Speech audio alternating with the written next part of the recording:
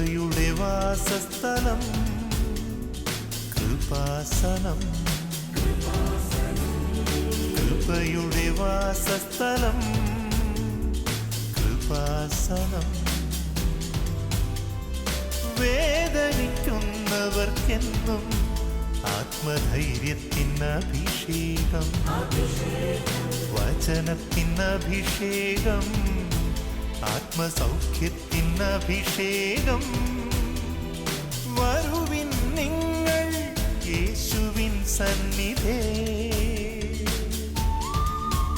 അവനേകും സാന്ത്വനം. കൃപയുടെ വാസസ്ഥലം കൃപാസനം. കൃപയുടെ വാസസ്ഥലം കൃപാസനം.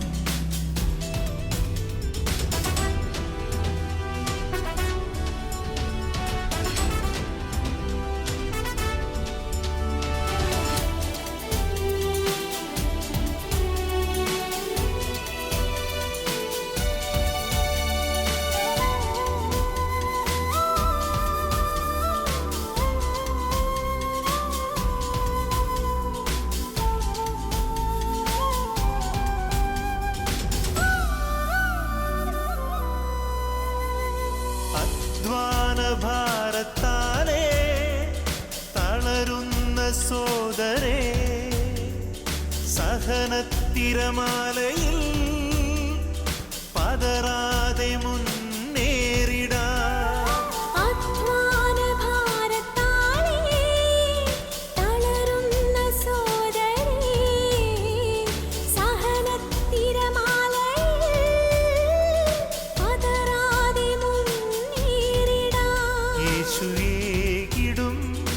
അഭിഷേകം സാന്ത്വനാഭിഷേകം. യേശുവേകിടും അഭിഷേകം സാന്ത്വനാഭിഷേകം. പരിശുദ്ധ പരമ ദിവ്യകാരുണ്യത്തിന് നേരവും ആരാധനയും സ്തുതിയും പുകഴ്ചയും ഉണ്ടായിരിക്കട്ടെ. നിത്യസ്തുതിക്ക് യോഗ്യനായ പരിശുദ്ധ പരമ ദിവ്യകാരുണ്യത്തിന് നേരവും ആരാധനയും സ്തുതിയും പുകഴ്ചയും ഉണ്ടായിരിക്കട്ടെ. എന്നും നമ്മെ സ്നേഹിക്കുകയും പരിപാലിക്കുകയും ചെയ്യുന്ന പരിശുദ്ധ പരമ ദിവ്യകാരുണ്യത്തിന് നേരവും ആരാധനയും സ്തുതിയും പുകഴ്ചയും ഉണ്ടായിരിക്കട്ടെ. സ്തുതിക്കാം. ഹല്ലേലൂയ ഹല്ലേലൂയ ഹല്ലേലൂയ ഹല്ലേലൂയ. യേശുവേ നന്ദി. ഹല്ലേലൂയ ഹല്ലേലൂയ. ആരാധന ആരാധന യേശുവേ. ആരാധന ഹല്ലേലൂയ യേശുവേ. കരങ്ങൾ അടിച്ചുകൊണ്ട് ചേർന്ന് പാടി പ്രാർത്ഥിക്കാം. ദൈവ കുഞ്ഞാടേ ആത്മനാഥനെ അങ്ങേ ഞങ്ങൾ ആരാധിക്കുന്നു. ദൈവ കുഞ്ഞാടേ ആത്മനാഥനെ അങ്ങേ ഞങ്ങൾ ആരാധിക്കുന്നു. കൊല്ലപ്പെട്ടവനെ ജീവനാഥനെ അങ്ങേ ഞങ്ങൾ ആരാധിക്കുന്നു. കൊല്ലപ്പെട്ടവനെ ജീവനാഥനെ അങ്ങേ ഞങ്ങൾ ആരാധിക്കുന്നു. ആരാധിക്കുന്നു ഞങ്ങൾ ആരാധിക്കുന്നു. ഹല്ലേലൂയ ആമേൻ. ശ്രമിച്ച് പാടാം. ആരാധിക്കുന്നു ഞങ്ങൾ ആരാധിക്കുന്നു. ഹല്ലേലൂയ ആമേൻ. സ്തുതിക്കട്ടെ. ഹല്ലേലൂയ ഹല്ലേലൂയ. യേശുവേ ഞങ്ങളങ്ങേ ആരാധിക്കുന്നു, സ്തുതിക്കുന്നു, നന്ദി പറയുന്നു. Hallelujah hallelujah. ജീവിക്കുന്നവനായ ദൈവമേ, ഞങ്ങളെ അനുഗ്രഹിക്കുവാൻ ആശീർവദിക്കുവാൻ ഞങ്ങളോടൊപ്പമുള്ള യേശുവേ ഞങ്ങളങ്ങേ സ്തുതിക്കുന്നു, ആരാധിക്കുന്നു. ഹല്ലേലൂയ ഹല്ലേലൂയ ഹല്ലേലൂയ ഹല്ലേലൂയ ഹല്ലേലൂയ ഹല്ലേലൂയ ഹല്ലേലൂയ. യേശുവേ നന്ദി നന്ദി നന്ദി നന്ദി കർത്താവേ. ഹല്ലേലൂയ ഹല്ലേലൂയ ഹല്ലേലൂയ ഹല്ലേലൂയ. വിരിയ വിരിയ വിരിയ വിരിയ വിരിയ വിരിയ ശരിയ വിരിയ വിരിയ വിരിയ വിരിയ. ഹല്ലേലൂയ ഹല്ലേലൂയ ഹല്ലേലൂയ ഹല്ലേലൂയ ഹല്ലേലൂയ ഹല്ലേലൂയ ഹല്ലേലൂയ. ദൈവപിതാവേ സ്നേഹതാതനേ അങ്ങേ ഞങ്ങൾ ആരാധിക്കുന്നു. ദൈവപിതാവേ സ്നേഹനാഥനേ അങ്ങേ ഞങ്ങൾ ആരാധിക്കുന്നു. പരിശുദ്ധ പരമദിവ്യകാരുണ്യത്തിന് എന്നേരവും ആരാധനയും സ്തുതിയും പുകഴ്ചയും ഉണ്ടായിരിക്കട്ടെ. പ്രിയമുള്ളവരെ, നമ്മൾ വളരെ ഇന്നത്തെ ധ്യാന ശുശ്രൂഷയുടെ പ്രധാനപ്പെട്ട ധ്യാന വിഷയം കാറ്റിൻ്റെ കാലത്ത് എന്ത് ചെയ്യണം, അതാണ് നമ്മൾ ധ്യാനിക്കുന്നത്. ജീവിതം ഒരു യാത്രയാണ്, നമുക്കറിയാം. ബൈബിളിൽ പലപ്പോഴും അതൊരു കപ്പൽ യാത്ര പോലെ വരും. ചിലപ്പോൾ നൗകയുടെ യാത്ര, കടലിലൂടെയുള്ള യാത്ര. അപ്പം അങ്ങനെയൊക്കെ വരുമ്പോൾ സ്വാഭാവികമായിട്ട് കാറ്റും കോളും കടൽക്ഷോഭവും ഒക്കെ നമ്മുടെ യാത്രയുടെ ഭാഗമാണ്. ജീവിതയാത്രയിൽ ഇതുപോലെ ജീവിത പ്രശ്നങ്ങൾ, രോഗങ്ങളൊക്കെ വരും, കടങ്ങൾ വരും, ഞെരുക്കങ്ങൾ വരും, ഒക്കെ എല്ലാം കാറ്റുണ്ടാവും, കോളുണ്ടാവും. അപ്പോൾ നമ്മൾ ധ്യാനിക്കുന്ന വിഷയം കാറ്റിൻ്റെ കാലത്ത് എന്താണ് ചെയ്യേണ്ടത്, അതാണ്. അപ്പോൾ കാറ്റിൻ്റെ കാലത്ത് എന്താണ് ചെയ്യേണ്ടത്? നിങ്ങൾ അച്ഛന് വഴിപാട് കിട്ടാനും വചനം കിട്ടാനും ഒക്കെ പ്രാർത്ഥിക്കണം. അപ്പോൾ എനിക്ക് പ്രാർത്ഥിച്ച് നല്ല ഒരുക്കമുണ്ട്. പക്ഷേ എന്നാലും നിങ്ങൾ പ്രേ സപ്പോർട്ട് ചെയ്യണമെങ്കിൽ കർത്താവ് പുതിയ അഭിഷേകം നൽകും. അഭിഷേകത്തിൻ്റെ ഒരു പ്രത്യേകതയാണ്. പഴയ അഭിഷേകമൊന്നുണ്ട്, പുതിയ അഭിഷേകമുണ്ട്. അപ്പോൾ ഏറ്റവും കറണ്ട് അഭിഷേകം നിങ്ങൾക്ക് നിൽക്കുന്നത് നിങ്ങളുടെ പ്രാർത്ഥനയിലാണ് അച്ഛൻ ആശ്രയിക്കുന്നത്. സ്തുതിക്കട്ടെ. ഹല്ലേലൂയ, യേശുവേ ഹല്ലേലൂയ, യേശുവേ നന്ദി, ഹല്ലേലൂയ, ഹല്ലേലൂയ, ഹല്ലേലൂയ, യേശുവേ സ്തുതി, ഹല്ലേലൂയ, ഹല്ലേലൂയ, ഹല്ലേലൂയ, യേശുവേ സ്തുതി, യേശുവേ ആരാധന. പരിശുദ്ധ പരമദിവ്യകാരുണ്യത്തിന് എന്നേരവും ആരാധനയും സ്തുതിയും പുകഴ്ചയും ഉണ്ടായിരിക്കട്ടെ. നമ്മുടെ ഫേസ്ബുക്കിൽ ചാനലുകളിലൊക്കെ ഒരു രസകരമായ ചർച്ച നടക്കുന്നുണ്ട് ഇപ്പോൾ. അച്ഛന്മാരുടേതാണ്.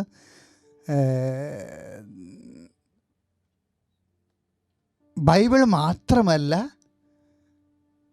ദൈവവചനം. നമ്മുടെ നോബിളച്ചനാണത് തുടങ്ങി വെച്ചത്. ആൻഡ്രൂസ് അച്ഛനുണ്ട്, ജോഷി മയാരിലച്ഛനുണ്ട്. ഞാൻ വളരെ ഹൃദ്യമായിട്ട് ഫോളോ ചെയ്യുന്ന ഒരു വിഷയമാണത്. പക്ഷെ അത് ആദ്യം കേട്ടപ്പോൾ എനിക്ക് ചെറിയൊരു സാങ്കത്യം തോന്നി. കാരണം പണ്ട് ഞാനിന്ന് ചൂടുവെള്ളത്തിൽ വീണതാണ്. കാര്യം ദൈവവചന വർഷം മാർപ്പാപ്പ പ്രഖ്യാപിച്ചപ്പോൾ ഞാനൊരു ക്ലാസ്സിൽ കൂടാനിടയായി, വൈദിക ധ്യാനത്തിൽ. അപ്പോൾ ധ്യാനിപ്പിക്കാൻ വന്ന വൈദികൻ പറഞ്ഞു, ബൈബിൾ മാത്രമല്ല ദൈവവചനം. അപ്പോൾ ഞങ്ങൾ വളരെ ശ്രദ്ധിച്ചു. പിന്നെ അദ്ദേഹം പറഞ്ഞ കാര്യം, അദ്ദേഹം കുറേ നോവലൊക്കെ വായിക്കുന്ന ആളാണ്, ചെറുകഥയൊക്കെ വായിക്കുന്ന ആളാണ്. അപ്പോൾ അദ്ദേഹം പറഞ്ഞ് അവസാനിപ്പിച്ചത് ഇതാണ്: നോവലുകളെല്ലാം ദൈവവചനമാണ്, ചെറുകഥകൾ ദൈവവചനമാണ്. ഇപ്പോൾ ഞാനോർത്ത് ദൈവമേ, ഈ നോവലൊക്കെ എഴുതി ചില ആൾക്കാർക്ക് 2-3 ഭാര്യമാരൊക്കെ ഉണ്ട്. ലോക വിശ്വപ്രസിദ്ധരായ സാഹിത്യന്മാരുകാർ തന്നെ, ഇപ്പോൾ ഹെമിംഗ്വേ തന്നെ,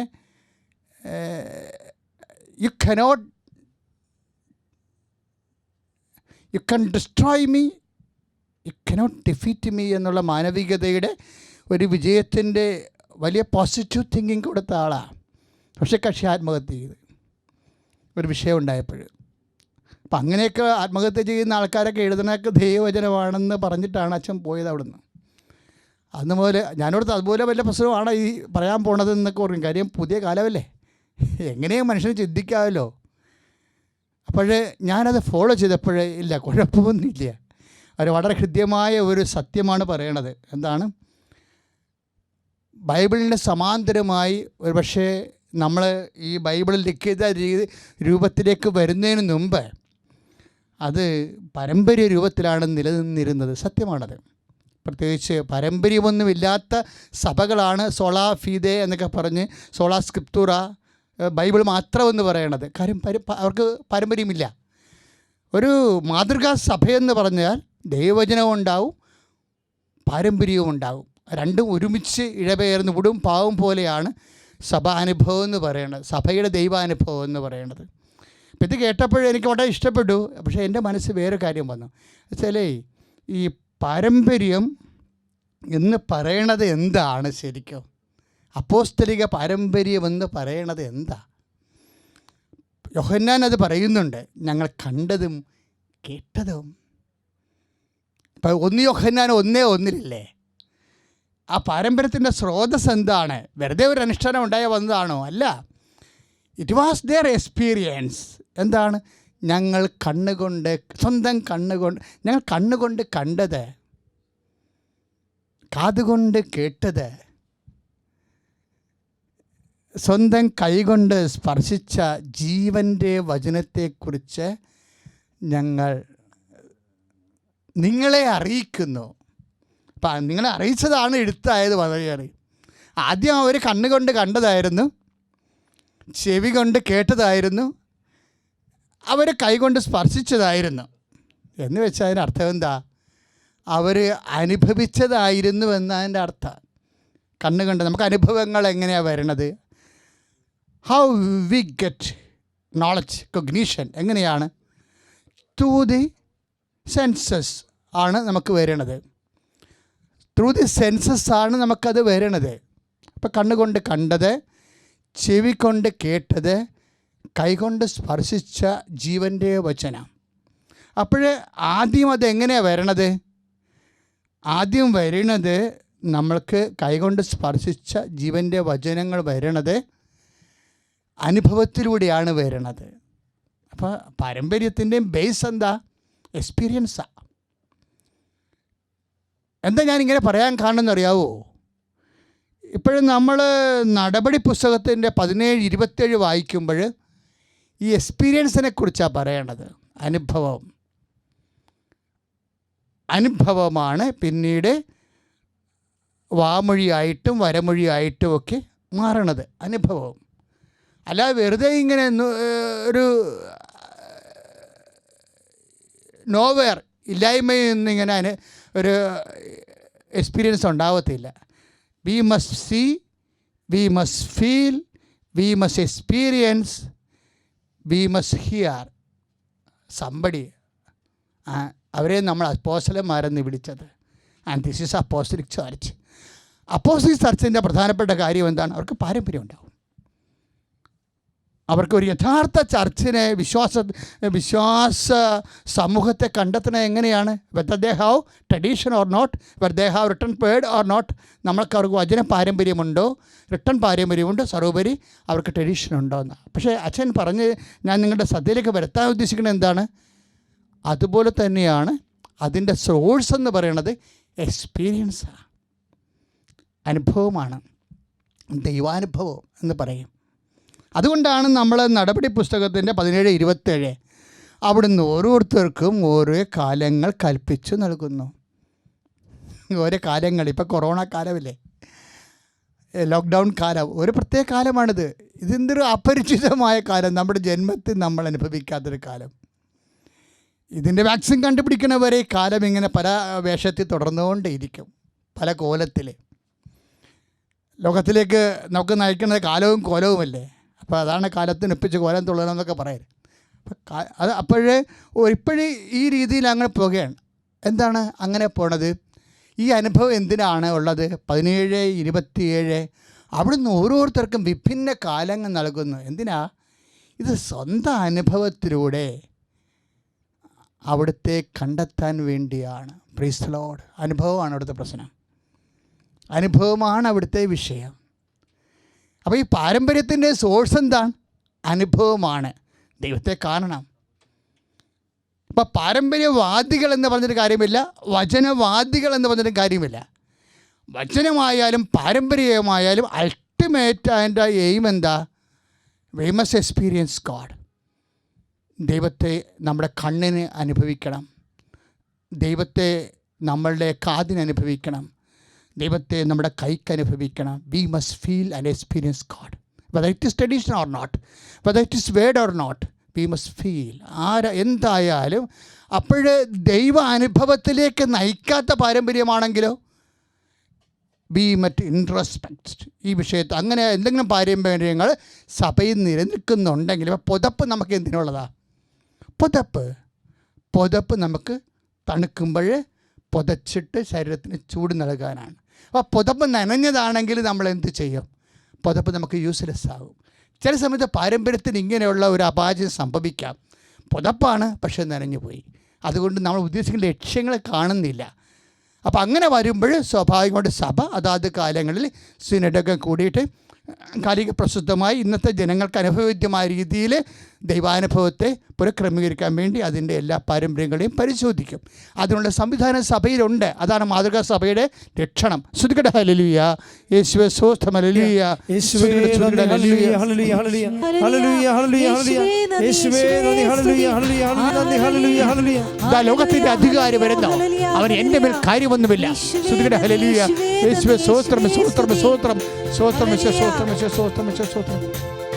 തളരരുതേ മനമേ, ആകുലമോ വരുതേ, പറഞ്ഞാലും വിശ്വസിക്കാനാവാത്തൊരത്ഭുതം ദൈവം ചെയ്തിടുമേ. ഒരുമിച്ച് പാടുക. തളരരുതേ മനമേ, ആകുലമോ വരുതേ, പറഞ്ഞാലും വിശ്വസിക്കാനാവാത്തൊരത്ഭുതം ദൈവം ചെയ്തിടുമേ. തപ്പുകളാലെ കിന്നരമോടെ സ്തുതിച്ചിടുക മനമേ, തപ്പുകളാലെ സ്തുതിച്ചിടുക മനമേ, ആകുലമെല്ലാം ആനന്ദമാകും സ്തുതിച്ചിടുക മനമേ, ആകുലമെല്ലാം ആനന്ദമാകും സ്തുതിച്ചിടുക മനമേ. പരിശുദ്ധ പരമദിവ്യകാരുണ്യത്തിന് നേരവും ആരാധനയും സ്തുതിയും പുകഴ്ചയും ഉണ്ടായിരിക്കട്ടെ. എൻ്റെ കുഞ്ഞ് കഴിഞ്ഞ മാസം അവന് പെട്ടെന്ന് പനിയും ഛർദിലും ഉണ്ടാകുകയും ചെയ്തു. അപ്പം മരുന്ന് കൊടുത്തിട്ടും ഛർദിൽ നിൽക്കുന്നില്ല, വീണ്ടും ഛർദ്ദിച്ചുകൊണ്ടിരിക്കുന്നു. അപ്പോൾ ഞങ്ങൾ ഡോക്ടറെ കാണിക്കാൻ വേണ്ടി പോയി. അപ്പോൾ ഡോക്ടർ പറഞ്ഞു യൂറിൻ ടെസ്റ്റ് ചെയ്യണമെന്ന് പറഞ്ഞു. ഞങ്ങൾ യൂറിൻ ടെസ്റ്റ് ചെയ്യാൻ വേണ്ടി കൊടുത്തു കഴിഞ്ഞപ്പോഴും അതിനകത്ത് ഒരു സെല്ല് കൂടുതലാണ്. അതായത് 10/12 കാണിക്കുന്നത്. ഒരു കാരണവശാലും 2.3 നോർമൽ, അത് 10/12 കാണിക്കുന്നത്. വീണ്ടും രണ്ടാമത് പിന്നെയും ഞങ്ങൾ വീണ്ടും ടെസ്റ്റ് ചെയ്തു. അതായത് ആ ലാബുകാരുടെ കുഴപ്പമായിരിക്കുമെന്ന് പറഞ്ഞ് ഡോക്ടർ പറഞ്ഞ് വേറൊരു ലാബിൽ ടെസ്റ്റ് ചെയ്യാൻ പറഞ്ഞു. ഞങ്ങൾ ആ ലാബിലും ടെസ്റ്റ് ചെയ്തു. അവിടെയും 10/12 കാണിക്കുന്നത്. അപ്പം ഡോക്ടർ പറഞ്ഞു കിഡ്നിക്ക് പ്രോബ്ലം ഉണ്ട്. അപ്പോൾ ആകപ്പാടെ വിഷമത്തിലായി. അപ്പം മൂന്നാമത് ഒന്നുകൂടെ ഒന്നുകൂടെ ടെസ്റ്റ് ചെയ്യാൻ വേണ്ടി ഞാൻ തീരുമാനിച്ചു. അപ്പം യൂറിൻ എടുത്ത് ലാബിൽ കയറുന്നതിന് മുമ്പ് തന്നെ ഞാൻ മാതാവിനോട് പറഞ്ഞു, മാതാവേ ഇത് നോർമലാക്കുകയാണെങ്കിൽ ഞാൻ ഈ മാതാവിനോട് ഈ അൾത്താരയിൽ വന്ന് ഞാൻ ഈ കുഞ്ഞിനെയും കൊണ്ട് വന്ന് സാക്ഷ്യം ചെയ്തുകൊള്ളാമെന്നാണ് ഞാൻ മാതാവിനോട് നിയോഗം വെച്ചത്. യൂറിൻ കൊടുത്തു കഴിഞ്ഞ് അരമണിക്കൂറിനുള്ള റിസൾട്ട് വന്നതിനകത്ത് 2.3. ഇതിവിടെ വെച്ചിട്ടുണ്ട്, ഡോക്യുമെൻറ്റ്സ് ഉണ്ട്. അപ്പം ഞങ്ങൾ ഡോക്ടറെ വീണ്ടും കൊണ്ട് കാണിച്ചു. അന്നേരം ഡോക്ടർ പറഞ്ഞു കിഡ്നിക്ക് പ്രോബ്ലം ഒന്നുമില്ല, ഈ കുഞ്ഞ് ഇപ്പോഴും നോർമലാണ്. ഇത്രയും നന്മകൾ തന്ന ദൈവത്തിനും അമ്മയ്ക്കും 1000 നന്ദി രേഖപ്പെടുത്തുന്നു. പരിശുദ്ധ പരമദിവ്യകാരുണ്യത്തിന് നേരവും ആരാധനയും സ്തുതിയും പുകഴ്ചയും ഉണ്ടായിരിക്കട്ടെ. പ്രിയമുള്ളവരെ, നമ്മൾ പ്രാർത്ഥിക്കാൻ പോകുന്നത് തർക്കപ്പുരയിടങ്ങൾ. ഇപ്പം എൻ്റെ മനസ്സ് വന്നതാണ് കേട്ടോ, കർത്താവ് തന്നതായിരിക്കും, അല്ലെങ്കിൽ ആരാധന നിൽക്കുമ്പോൾ വേറെ ചിന്ത വരേണ്ട കാര്യമില്ലല്ലോ. ഇത് തർക്കപ്പുരയിടങ്ങൾ. നിങ്ങൾ ശ്രദ്ധിക്കണം. ഇപ്പം ചില ഉടമ്പടി ചെയ്തിട്ടുള്ളവർക്ക് അങ്ങനെ ഉണ്ടാകും. തർക്കത്തിൻ്റെ വഴികൾ തർക്കത്തിലിരിക്കുന്നു, കമ്പനി തർക്കത്തിലിരിക്കുന്നു, ജോലി തർക്കത്തിലിരിക്കുന്നു, നിൻ്റെ തസ്തിക തർക്കത്തിലിരിക്കുന്നു, നിൻ്റെ വീട് തർക്കത്തിലിരിക്കുന്നു. മൊത്തം തർക്കം, കൺഫ്യൂഷൻ, വിവാദം, അങ്ങനെയുള്ള സ്ഥലങ്ങൾ, വീടുകൾ, വ്യക്തികൾ, വിഷയങ്ങൾ നമ്മൾ കർത്താവിൻ്റെ തിരുസന്നിധിയിൽ പരിശുദ്ധ അമ്മയുടെ മധ്യസ്ഥ വെക്കാൻ പോവുകയാണ്. ഈ വിഷയത്തിൽ നിനക്ക് സാക്ഷ്യം പറയാൻ സാധിക്കും. നീ സ്വന്തമായിട്ട് പറയണം. ഇപ്പോഴും ഞാൻ ഈ വിഷയത്തിൽ സാക്ഷ്യം പറയും എന്ന് പറയണം.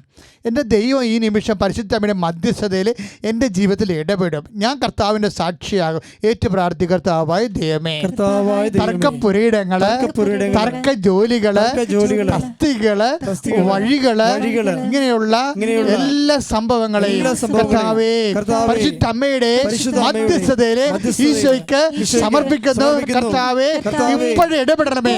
10,000-കണക്കിന് മനുഷ്യര് ഈ നിമിഷം പ്രാർത്ഥിക്കുമ്പോൾ അവരുടെ പ്രാർത്ഥനയോട് ചേർത്തുകൊണ്ട് എന്റെ ജീവിത ആവശ്യങ്ങളിൽ കർത്താവേ ഇടപെടണമേ, എന്റെ സാക്ഷിയായി മാറ്റണമേ.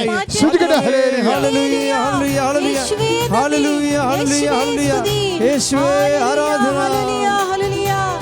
വിടുതലിൻ ആത്മാവേ എന്നിൽ നിറയണമേ, അഗ്നിതൻ അഭിഷേകമായി എന്നിൽ പടരണമേ.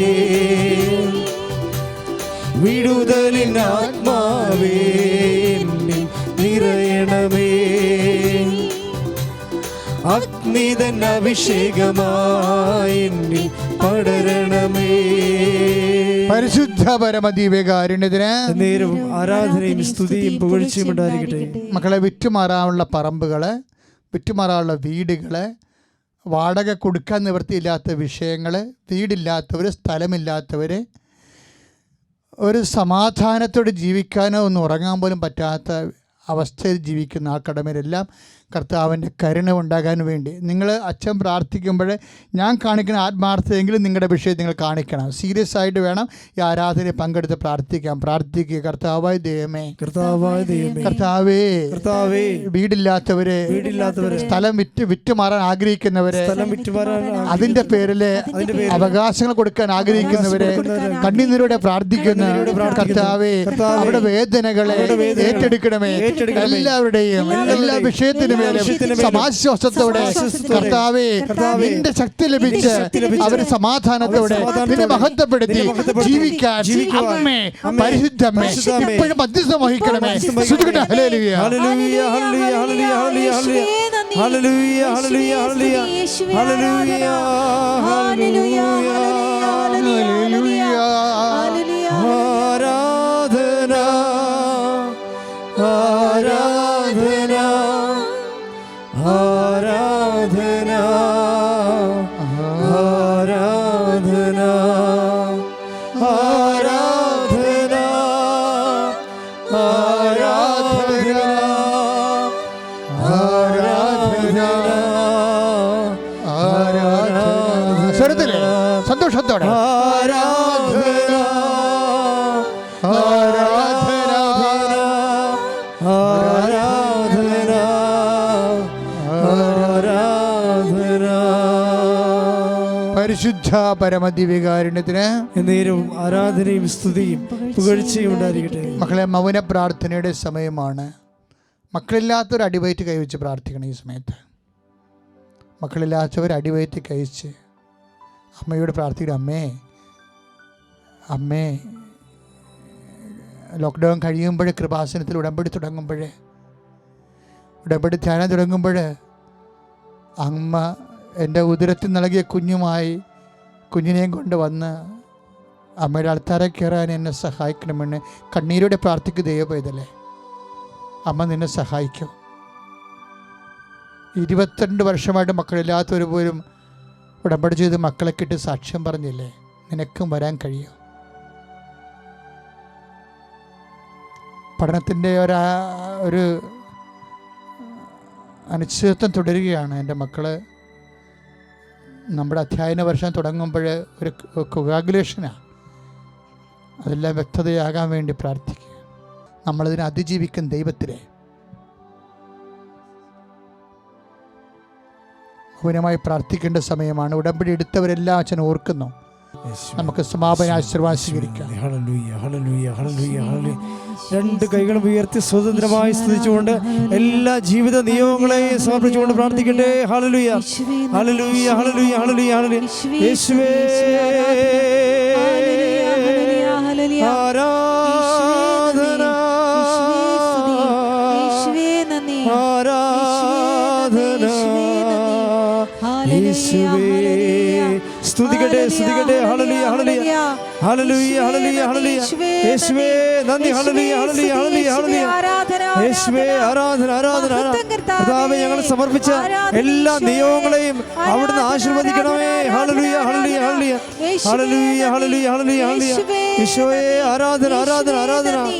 ഹല്ലേലൂയ ആരാധന ആരാധന ആരാധന ആരാധന. പരിശുദ്ധ പരമമാ ദിവ്യകാരുണ്യമേ, എന്നുമെന്നും അങ്ങേക്കാരാധന. പരിശുദ്ധ പരമമാ ദിവ്യകാരുണ്യമേ, എന്നുമെന്നും അങ്ങേക്കാരാധന.